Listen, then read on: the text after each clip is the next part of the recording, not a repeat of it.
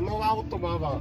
Med snemanjem tega posnetka Bernard Perme seveda ni vedel, da mu bodo avtomobil čez 2 meseca ukradli, in to že drugič. Pa pojdimo od začetka. Dobimo se na parkirišču ene od večjih ljubljanskih sosesk. Tu so mu marca lani ukradli 4 leta star avtomobil, ki ga je okoli 11. ure zvečer parkiral pod lučjo v bližini bloka. Zjutraj sem pa prišel, pa gledam, pa hodim gor pa dol po parkingu, pa še enkrat, pa dvakrat.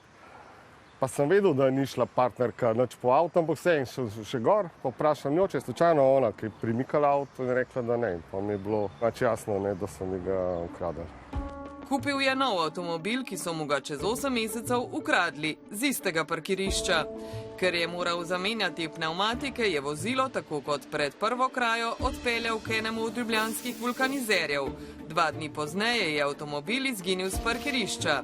Domneva, da so med menjavo pnevmatik, ko je bil avtomobil več ur v delavnici, znova ponaredili njegov avtomobilski ključ. Po drugi kraji sem pol posumil, ker je pa res tako tipično, da prvič je bilo 1 teden potem, to drugič je bilo pa samo 2 dni potem, da je to najbrž povezano. Ne moreš pa trditi tega. Jaz sem to omenil tudi temu kriminalistu, pa je rekel, da oni nimajo niti časa, niti kadra, da bi se s tem ukvarjali. Nobenega od ukradenih vozil, ki na njegovo nesrečo nosita eno najbolj priljubljenih avtomobilskih znamk med tatovi, niso nikoli našli. Bolj je znamka priljubljena, več je nesreč in s tem večje povpraševanje po rezervnih delih. Število tatvin vozil sicer upada.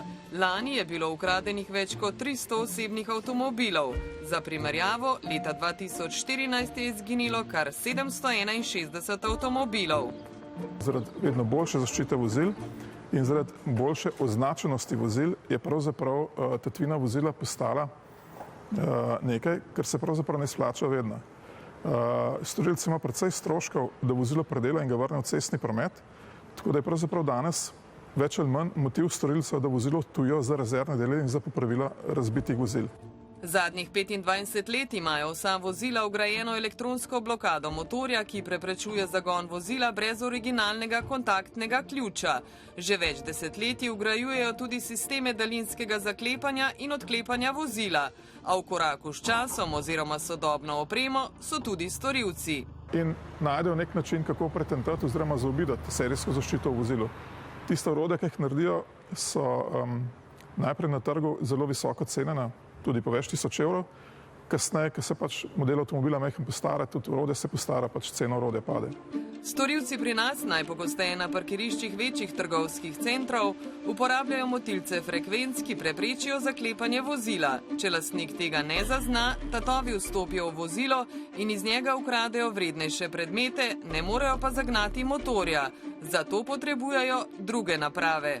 Storilci uporabljajo še podoben elektronski pripomoček, ki pa pravzaprav skrbi za prestrezanje signala ključa, ki ga potem podaljša do vozila, in drug storilec, ki ima sprejemnik, pravzaprav imitira ključ v bližini vozila, vozilo odpre, soseda vozilo in vozilo zažene. Gre za novejša vozila, ki imajo pametne ključe ali sisteme brez ključa. Ti pa so, kot je pokazala raziskava nemškega avtomobilističnega kluba ADAC, lahek plen za novodobne tatove. Od leta 2016 do danes so preizkusili skoraj 750 vozil z brezkontaktnimi sistemi in z doma narejenim brezžičnim podaljškom so brez težav v le nekaj sekundah odprli, zagnali motor in odpeljali kar 90% avtomobilov različnih znamk. Odzivala se niso le vozila, opremljena s posebno tehnologijo. To je neka ultra širokopasovna tehnologija brezžičnega prenosa z nekim lokacijskim dodatkom, je pa popolnoma nezdumljiva. Pa vendar smo se skozi zgodovino naučili, da tatovi so vedno v koraku s časom in sem prepričan, da se bo skozi neko obdobje tudi tu našla neka luknja, ki bo zopet potrebno zapolniti oziroma zajeziti. Brezkontaktni sistemi delujejo s pomočjo radijskih frekvenc, ki omogočajo komunikacijo med ključem in vozilom. Kako to poteka, nam z merilnikom frekvence prikaže Miha Bošnjak. Ko govorimo o komfortnem sistemu zaklepanja, avto neprestano išče signal ključa in ko pridemo k vozilu, se začne dogajati. Ključ začne tudi komunicirati nazaj in oddajati signal.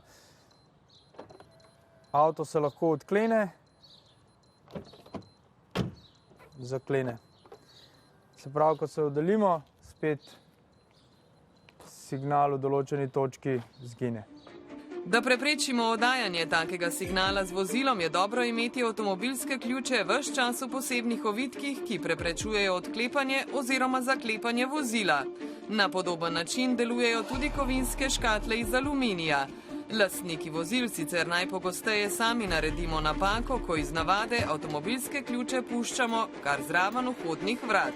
Obstajajo repetitorji oziroma očevalci signala. Nekdo je z eno napravo pri avtu, nekdo z drugo napravo išče v bistvu signal ključa na vhodnih vratih v hišo, stanovanje in podaljša temu, ki je pri avtu signal, ki lahko enostavno isto, kad bi imel ključ pri sebi, odpre avto in se tudi usede in odpelje.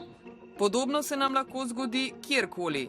Medtem ko smo v restavraciji ali pa naprimer stojimo v vrsti na blagajni trgovine s ključi v žepu, naše vozilo pa je nekaj metrov stran. Nekdo stoji za vami z eno enoto tega repetitorja in drug spet par avtu. To so včasih v teh trgovinah zdaj to zelo majhne razdalje. Se pravi, ko smo na blagajni, parkirišče je lahko že cirka 10, 15, 20 metrov stran, kar je dovolj, da podaljšajo signal. Kako preprosto je v resnici vlomiti v vozilo, vedo tudi na AMZS-ju, kjer svojim strankam omogočajo tudi to storitev, kadar naprimer zaklenejo ključe v vozilo. Takrat pomagajo z orodjem za odpiranje vrat oziroma ključavnic. Lahko pač glede na vrsto vozila vstopamo v vozilo z, bom rekel, z nenasilno metodo oziroma z dokaj prefinjeno metodo, ki ne pušča nobenih sledi in ne posledic za samo vozilo. S tem pač preberemo ključavnico in potem simuliramo ključ in potem je kot neka avtorizacija ključa, se pravi, dešifriramo mehanski del ključavnice vozila. Kako se najbolje zaščititi pred krajo vozila? Najprej izklopite možnost zagona brez ključa in v avtomobil namestite dodatne elektronske ali mehanske varovalne naprave. Od alarmnih sistemov do skritih, a preprosto dostopnih in nekaj evrov vrednih stikal. Sam gumb prepreči vžig vozila, ne prepreči to, da ga izropajo. Ne oddaja nobenega signala, nič je pač ena fizična prepreka, ki bo mogoče to, da ga ne more prežgati in odpeljati, tisti trenutek.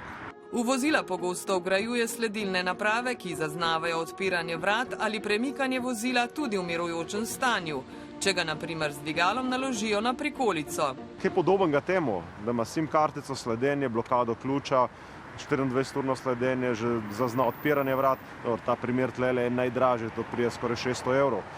Ampak da se podobne rešitve dobiti za dobrih 100 evrov ali pa 200 evrov tudi že. Če se vrnemo k našemu sogovorniku, ki so mu lani ukradli 2 avtomobila, danes pa ima novega. Ali razmišlja o dodatni zaščiti? Že po prvem mi je rekla partnerka, da deva nek GPS noter. Sem rekel, pa dobro, če smo že tako nesrečo ti avto ukradejo, ne je mogoče, da ti ga še enkrat. Tako da, pa so mi ga še enkrat. Ni to niti poceniti, ni precej zanesljivo, ker unika kradejo, pač točno vejo, kako to vse blokirati oziroma odstraniti razstav. Pomembno je seveda tudi, da imamo vozilo dobro zavarovano proti tatvini, da torej zavarovanje krije krajo vozila in avtomobilskih delov v celoti. Zavarovana pa naj bo tudi prtljaga. Pogosto se dogajajo tudi poskusi vlomov vozila oziroma kraje na tak način, da odprejo vozilo na vse možne moderne načine in odtujijo predmete, ki so noter. Priporočamo tudi, da ne puščate v vozilu prometnega dovoljenja, kajti nekdo, ki vlomi oziroma pride v vozilo, lahko zlahka ugotovi tudi, kje ste doma in si morda kasneje pride po ključe od vašega vozila in ga potem odpelje. Ob vsem naštetem ne smemo pozabiti, da so sodobni avtomobili opremljeni z več 10 različnimi elektronskimi krmilnimi enotami, ki zbirajo določene podatke o vozilu in jih posredujejo drugim sistemom. Ko se na primer naš pametni telefon poveže z vozilom, pa v sistemu zavedno pustimo tudi kopico osebnih podatkov, od obiskanih lokacij do zgodovine klicev ter poslanih kratkih sporočil. Večji problem je, da uporabniki niso seznanjeni z tem, kaj pač vozila vse shranjujejo in tudi zanemarjajo možnost izbrisa podatkov, do katerih dejansko lahko pridejo. Predvsem pa se pozablja na to, da se podatki hranijo tudi v kakih oblakih in pri prodaji vozila ali neki drugi odtujitvi je pa težava, da se ti podatki potem tudi ne izbrišejo. Ko naprimer peljemo naš avtomobil na servis, neznancem v roke predamo tako rekoč odklenjen sistem, do katerega lahko nemoteno dostopajo tudi več dni.